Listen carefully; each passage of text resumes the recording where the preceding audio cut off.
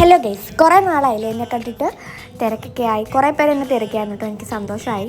അങ്ങനെ നമ്മളൊരു ഊണ് മേടിക്കാൻ പോയത്. നമ്മുടെ വീട്ടിൽ അപ്പുറത്തും ഒന്നും കറണ്ടില്ല കേട്ടോ. അവിടെ കുറേ അടുത്ത് കറണ്ടില്ല. കാരണം എന്ന് വെച്ചാൽ പോസ്റ്റ് മാറുക, ലൈൻ മാറുക, എന്തുവാന്ന് എനിക്കറിയത്തില്ല. അങ്ങനെ എന്തെല്ലോ പറയണേ.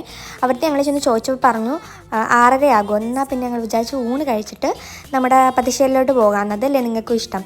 അങ്ങനെ നമ്മൾ പത്തിശ്ശേരിയിലോട്ട് പോയി. എൻ്റെ വീട്ടിൽ അവിടെ ഉമ്മയും വാപ്പിയില്ല. ഉമ്മയും വാപ്പിയും ഉമ്മിയുടെ വീട്ടിൽ പോയേക്കുവാണ്. മുസമ്പിയൊക്കെ കട്ട് ചെയ്ത് നമ്മൾ എങ്ങോട്ടാണ് പോകുന്നതെന്നല്ലേ നിങ്ങൾക്ക് അറിയാവുന്ന സ്ഥലമാണ്. ഞാൻ ഒരു പ്രാവശ്യം പറഞ്ഞിട്ടുള്ളതാണ്. വക്കീലുമാടെ വീട്ടിലോട്ടാട്ടോ പോകുന്നത്. അവിടുന്ന് മാങ്ങയൊക്കെ പറക്കി കിട്ടുന്ന മാങ്ങയൊക്കെ കഴിച്ച് ഞങ്ങളാണെങ്കിൽ ഒരു പരിപാടിക്ക് ആരംഭിക്കാൻ പോവുകയാണ്. കാരണം അവിടെ കായലാണ്. ഈ മാനിക്ക മിക്കപ്പോഴും വന്നാൽ ഇറങ്ങും കേട്ടോ. മാനിക്കയ്ക്ക് ഈ കായലെന്ന് പറഞ്ഞാൽ പ്രാന്താണ്. അങ്ങനെ കായലിൽ ഇറങ്ങി മാനിക്കായ ദൂരത്തോട്ട് വിടാതിരിക്കാൻ വേണ്ടി ഞാനും ഇറങ്ങി കേട്ടോ. അപ്പോഴാണ് ഞങ്ങളൊരു കാര്യം ശ്രദ്ധിച്ചത്. ജെല്ലി ഫിഷ് വന്നു കേട്ടോ. അവിടെ ഒരു വലുതും ഒരു ചെറുതും ഒക്കെ ഉണ്ടായിരുന്നു കേട്ടോ. കാണാൻ നല്ല രസമായിരുന്നു. അതിൻ്റെ ദേഹത്ത് ആരോ തൊട്ടപ്പോൾ ആണെങ്കിൽ കളറൊക്കെ മാറിയായിരുന്നു. മാനിക്ക കേട്ടോ കിടന്ന് കാണിക്കുന്നത്. ഇതുകൊണ്ട് തന്നെ പെട്ടെന്ന് പോകാമെന്ന് പറഞ്ഞ് നമ്മളങ്ങ് ഇറങ്ങി കേട്ടോ. വീട്ടിൽ ചെന്നിട്ട് വേറൊരു പരിപാടി ഉണ്ട്, കാണിച്ചു തരാം. നമ്മൾ കായലിൽ നിന്ന് പിറക്കിയ കല്ലുമ്മക്ക കേട്ടോ. ഇത് വെച്ച് നമ്മളൊരു പരിപാടി ഉണ്ടാക്കാൻ പോവാണ്.